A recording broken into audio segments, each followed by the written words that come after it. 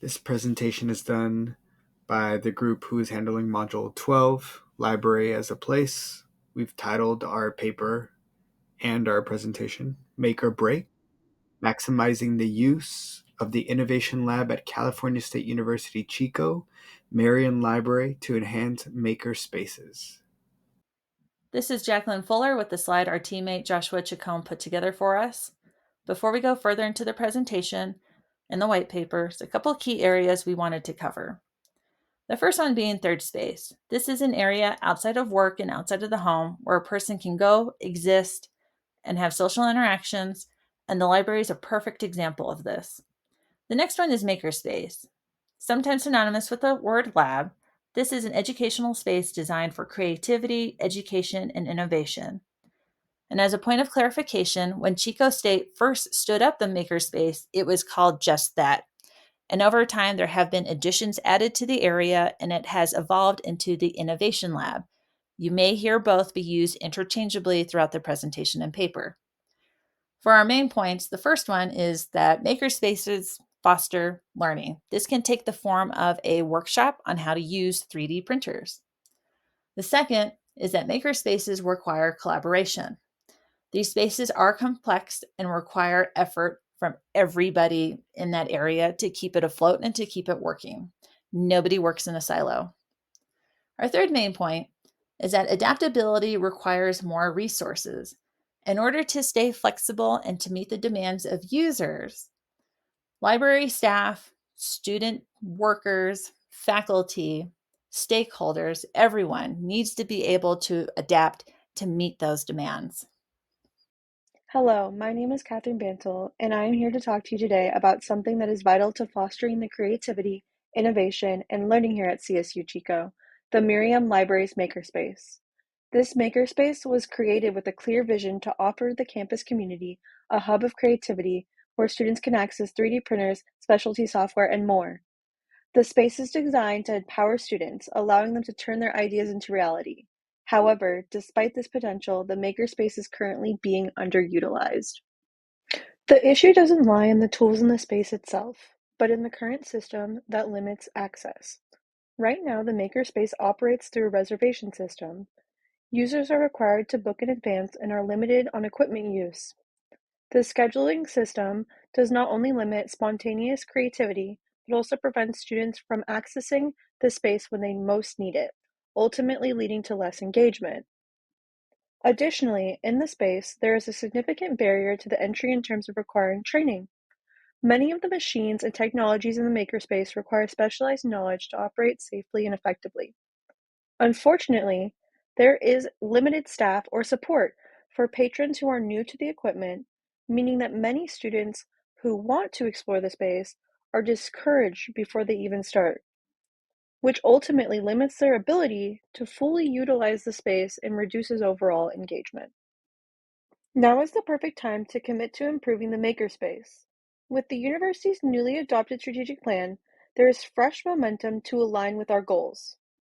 These challenges undermine the strategic goals and values of CSU Chico's strategic plan, which aim to foster innovation, create inclusive learning environments, and provide students with tools they need to succeed.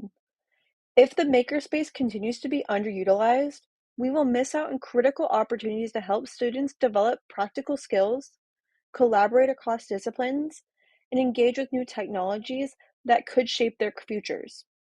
By removing barriers, we can transform the makerspace into a hub of creativity and collaboration as it was meant to be, empowering students to gain hands-on experience, build essential skills, and develop the innovation-driven mindset that will help them succeed in the classroom in their future careers. Hello, I'm Dana Benelli, and I will be discussing our proposed solutions. As CSU Chico moves forward with their makerspace, we advise the following. First of all, we recommend that the library hire and train student workers as their primary staff for the makerspace. This will help to address the staffing and availability issues, leading to wider operational hours, personal involvement from students, and diversity increase, along with valuable professional training. One of the benefits that CSU Chico can enjoy is that they already have a student worker program. From the early days of the Makerspace, the Meriam Library intended to keep a dedicated Makerspace manager and hire student advisors to assist them. In the end, 16 students were hired. However, in recent years, the number of Makerspace student advisors has dropped, and job positions such as the Senior Assistant Engineering and Makerspace Librarian have remained vacant for 4 months.